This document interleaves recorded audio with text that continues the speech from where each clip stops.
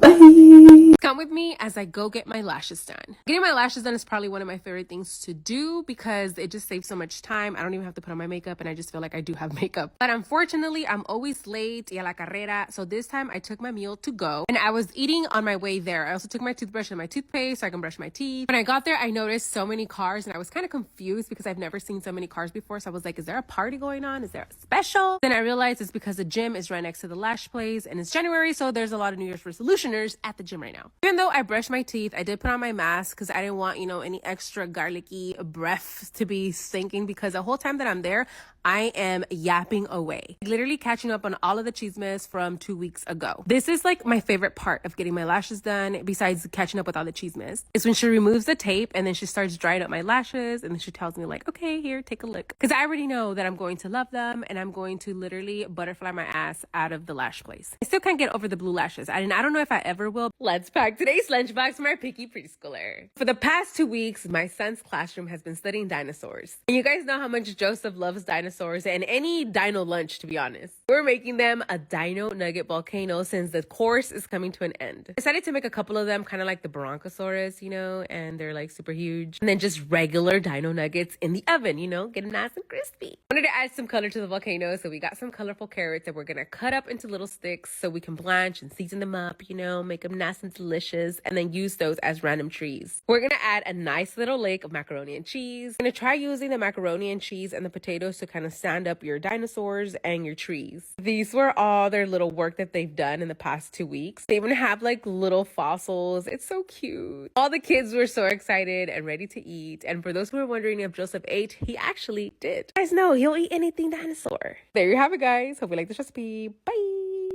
If you love chile rellenos but can't master the technique to make them or hate the fact that it takes about 1.5 years to make, well, have no fear because today we're going to be making a chile relleno casserole. Yeah, I know, casserole and a chile relleno. Please do not cancel me. You already know the drill. You need to char and peel your chiles. So char them, put them in a plastic bag, let them steam for 15 minutes, and then peel the outside and remove all the seeds. I'm not going to be stuffing these, so slice them open and remove any extra seeds. There, the chile part is done. Now we need to make the sauce. So in a pot of boiling water, we're gonna add 4 tomatoes, quarter piece of onion, and 2 chile puyas. Once boiled, I peel the tomatoes and I put everything into the blender along with all the seasonings I'm gonna add on the screen, and we're gonna fry up the sauce until it comes to a light simmer. Always grate your own cheese, and I'm going to show you why in a bit. Now, this is a technique that you have to master in order to make the perfect chile relleno, but right now, in this case, it really doesn't matter. You're going to separate your egg yolks from your egg whites with no egg yolk in your egg whites. Do it one at a time. Once they're nice and fluffy and you can put the bowl over your head, nothing spills out, it is ready. We're going to add salt, pepper, baking powder, and about 2 tablespoons of flour. Now you can incorporate the egg yolks and slowly mix everything. You don't want to deflate nothing. You're going to spray the baking dish with a little bit of nonstick, and basically you're going to make a chile relleno lasagna. You're going to add a layer of your egg to the bottom, your chiles on the top, and lots of cheese. Repeat this process until you get to the top. I could have shredded some more cheese because I had run out, but I was too lazy to do so. Because of that, the fake cheese that I bought made some type of crust on top of my chile relleno casserole, and it kind of hurt my heart and my soul, but we're going to keep on moving. Once it's baked, you're going to let it rest for about 10 to 15 minutes. Then you're going to make a nice little bit of your sauce, add a slice of your chile relleno, some more sauce, and then you're going to drizzle some sour cream if you want, and some queso fresco. Just like that, you made yourself an easy casserole. Hope you like this recipe. Bye! Let's pack today's lunchbox for my cousin and her coworkers and my followers. Today I'm making them a spicy Nashville chicken sandwiches with the burning butthole spicy mayo. Here I have my chicken thighs that I left marinating overnight, and I'm just going to fully coat them with my spicy flour coating. I make sure I get all my chicken fully coated before I put them in the deep fryer so they can get nice and crispy. I'm also making them that spicy oil that goes all over your chicken, and I'm going to leave all the ingredients down below in the comment section. For the spicy burning butthole mayo, I'm going to season it with a little bit of Cajun, some Carolina Reaper, habanero, sriracha sauce, and I believe scorpion peppers. Now I have a pregnant mama who doesn't like mayo, but I didn't want to leave her out of burning butthole season, so I made hers out of sour cream. I get all the oil and the spicy mayo ready in these little containers. Not packing ketchup, not because I don't want to, it's because I didn't have any, but I'm sure they won't mind. Now let's assemble our sandwich. I'ma butter up my buns, make sure they're nice and crispy. Add a couple pickles and my chicken, and I'm also going to give you an example what you would do with the oil. I did not do this to their sandwich. I repeat,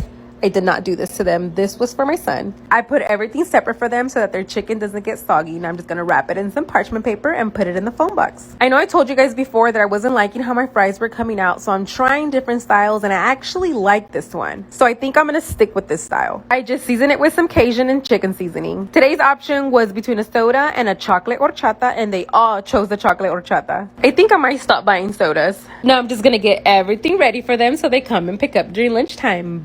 Bye. Let's pack today's lunchbox for my friends and followers. Today I'm gonna make them something super quick but delicious. I was feeling a little bit on the Mexican Boricua side, so I'm gonna make them a little fusion of both. So we're making them some barbacoa empanadas with arroz con gandules. I am cheating a bit. I am gonna buy my empanada pastries pre-made, but like I said, something quick. So we're gonna add our barbacoa inside, a little bit of cebolla and cilantro, and some mozzarella cheese. Then we fold it up and crimp it up with a fork. Now you can either deep fry them or brush a little bit of egg wash on them, stick them in your oven at 365 degrees for about 20 minutes until they get nice and crispy. They are gonna get 4 of these empanadas, and here I am trying to open it up to show you guys the inside without burning my damn fingerprints. We're also gonna get 2 salsas, a chili oil and a ghost pepper one, and 2 big papa sides of arroz con gandules. Now the arroz con gandules is honestly a meal on its own. And of course, to keep it a little on the Mexican side, I am gonna give them a side of the consomme from the barbacoa so they can dip their empanadas. And some extra toppings so that they can hug up their consomme.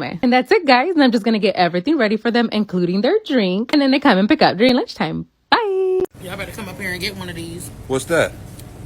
It's a chicken salad. From where? 81st Deli. What's on it? Superior. I got chicken, pickle. Last time I came across these cute pumpkin and bat raviolis, and I thought it would be a good idea to use these as one of Joseph's fun lunches, especially because Halloween, duh. I didn't just want to drench them in sauce and make them super boring. I decided to put some flour, a little bit of egg, and some breadcrumbs, and then I fry them, make sure they get nice and crispy, just so he can have like a little mixture of textures. I don't know if any of you guys have heard of a red kiwi. I didn't, and apparently it's a thing, and I got them so Joseph can try a new fruit. Even though the pumpkin and the bat lost their shape, it didn't lose their flavor. I did a little bit of marinara sauce for dipping and then a little pumpkin orange. I ended up rearranging because I didn't like the way it looked. We also did the kiwis and then the strawberries because if worst comes to worst, at least we know he's gonna eat the fruit. I likes these little small Danoninos because he thinks it's like baby yogurt. And of course, a little pick so he can pick at his fruit. And then this is what his lunch looks like. Now, even though his lunch does cost me a little bit more trouble, it's worth him eating, trust me. So I tried making the layered, nice and crispy potatoes. We're gonna begin by thinly slicing lots of potatoes. We're gonna add some salt and some melted butter. Then we are going to layer and stack them together. I recommend you not doing it on a wide dish like I did and more of a taller dish. Maybe like a loaf dish, like the ones you make bread in. Anyways, cover it up and we're gonna cook it long and slow, queen, 250 degrees for 3 hours. As soon as it comes out, I'm gonna put some weight on top of it, let this cool off before popping it in the fridge until the next day in the morning. Now by this point, all the layers of the potato should be stuck together, and all you have to do now is just cut them into whatever shape you want and then pop them into the oil until they get nice and crispy on the outside and moist in the inside. That's what she said. Anyways, guys, we are gonna season them up with whatever seasoning we'd like, and then this is what they look like.